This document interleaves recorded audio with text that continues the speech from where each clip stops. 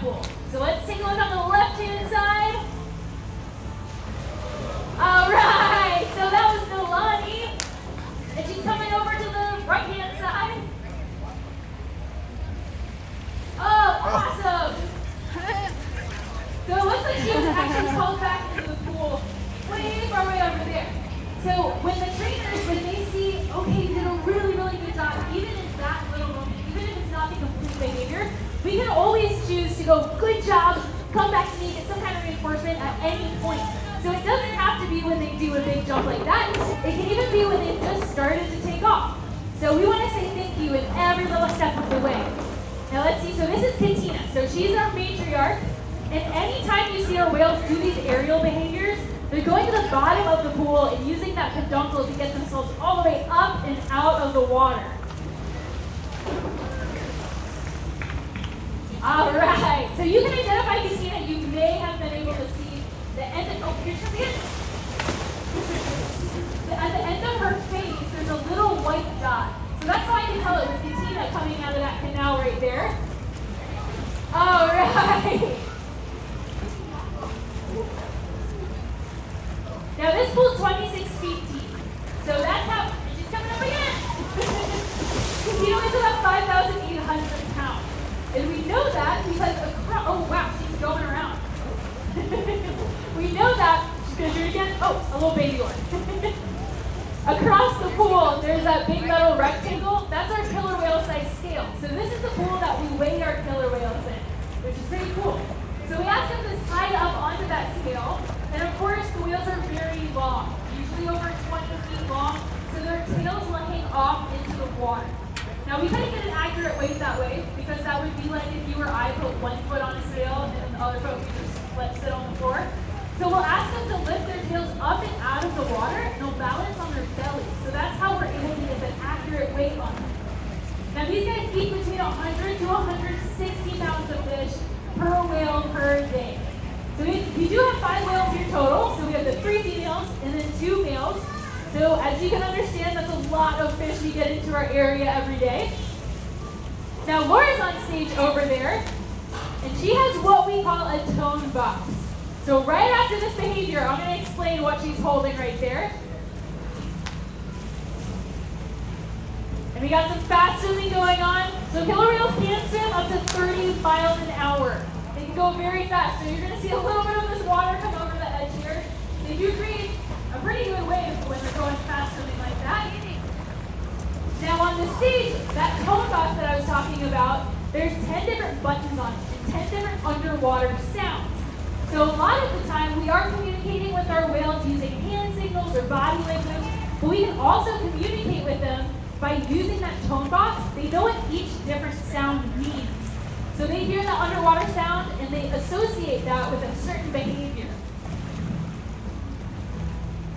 So this is an exercise training session. You'll notice a lot of high energy behaviors like this fast swimming going on right here.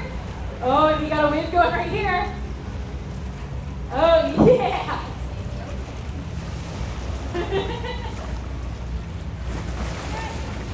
But there's a lot of different training sessions you can do. So when you go see the presentation out front, that's also an exercise session. But sometimes we'll just hang out with the whales, we'll build our relationship with them, kind of see what they want. We might just give them a rub down for a long time. We might play with toys, things like that. We can also have training sessions where you're learning completely new behaviors. So there's a lot of different things you choose to do. You go off the whale's behavior, see what they need, what they want. Okay, here's another fast one. Oh, that's a good wave.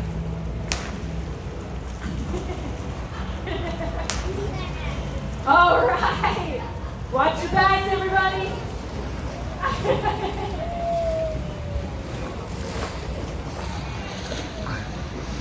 We train our whales using positive reinforcement, so you may be able to hear all the way back there a whistle being blown. So the whistle tells the whales, good job, you did the behavior correctly. You can come back and get some kind of reinforcement. Whether it be fish, it might be a rub down, toys, some of them like ice. So there's a lot of things that we can reinforce our whales with, and it changes all the time. So just like you and I, we love food, obviously, you guys are here. But sometimes we're full, and we don't, we don't want to. Same with them. So we have to figure out what they like in that moment. So this is Malia down here. I can tell Malia apart from the other whales because she has the pointy eye patches over her eyes. So when our whales are close up to you guys, try to see if you can point out their eyes.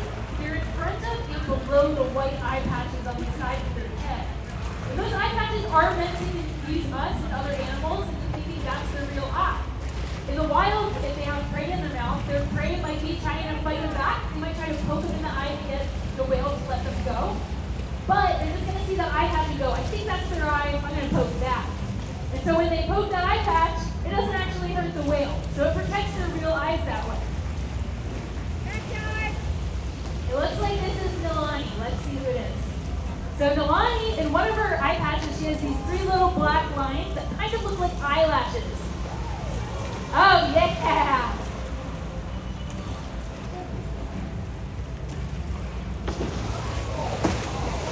You guys hear that whistle? All the way over there. It's really, really high pitched. So they hear a higher register than you and I do. So that whistle makes sure that they know that they did a really good job. They don't tend to hear those low tones like you and I can. We see the 3 different types of fish species here. So capelin is a small, skinny fish that you might see. Herring is a little bit bigger, and then they get big salmon, which you guys probably know. Some of you probably ordered salmon today. It's very good. It tends to be their favorite as well. Okay, right in the center of the pool. Let's see who we have here. She's coming all the way up. Yeah, that was Katina. Yeah. Now these guys do live in really cold water. So this water is obviously very cold, but they can live in all oceans. So they've even been spotted in the Gulf of Mexico. They're the most widespread mammal besides us, which is pretty amazing. Each pod will eat different things as well. So it depends on what their parents teach them to eat. So not all of them just eat fish, or just eat sharks, or just eat marine mammals. It depends on what their parents are teaching them to eat. Okay, let's take a look on the left-hand side of the pool over here.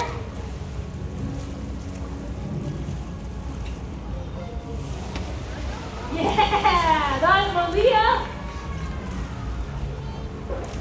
A lot of people ask what these guys feel like. So the black part of their skin actually does feel a little bit different than a bottlenose dolphin. If you've touched a bottlenose dolphin. If you haven't touched a bottlenose dolphin, it kind of feels like a peeled hard-boiled egg. So that's what the white parts of them feel like to me.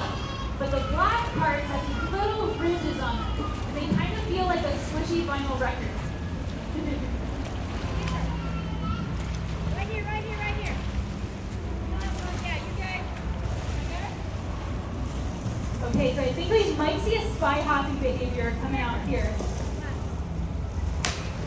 Now, killer whales spy hop usually go better with around outside the water. So it can be just a little peek, or if they need to get a good look, a big jump just like that. Yeah, that was awesome.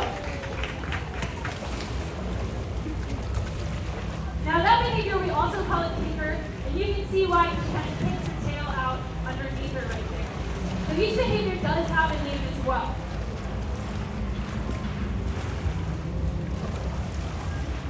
Okay, so I actually saw the hand signal from all the way over here, which is very convenient. Now I told you that we wear whales in this pool. So Justin, all the way over there, asked if Katina could do a weight behavior in here.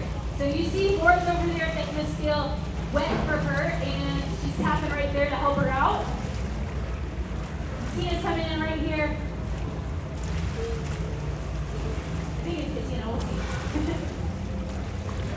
Yeah, there's Katina. You can see how she lifts her tail up like that? So she's balancing on her belly, getting the accurate weight. She did so good. She got a little snack there. I saw her going through some hearing. And killer whales don't drink water like you and I do. They have to get all their water from their fish. So capelin is an excellent source of water. Herring is an excellent source of water. And that's how they obtain that water. So they don't, drink this water because it's salt water. We don't drink salt water either. Okay. So take a look in the center of the pool in just a moment. Oh yeah, I see that wave coming in. Yeah, right in the center. We're gonna see different behavior.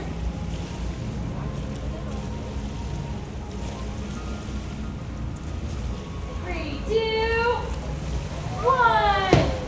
Yeah. So that was a breach behavior. Killer whales breach usually to communicate with other whales, to startle their prey, and sometimes to scratch and itch. So they don't have arms like you and I do where they can just itch wherever they need to. So they either need to do that somewhere in their environment, or they can jump out of the water, and the surface of the water can help them get a hard to reach itch. It's pretty amazing.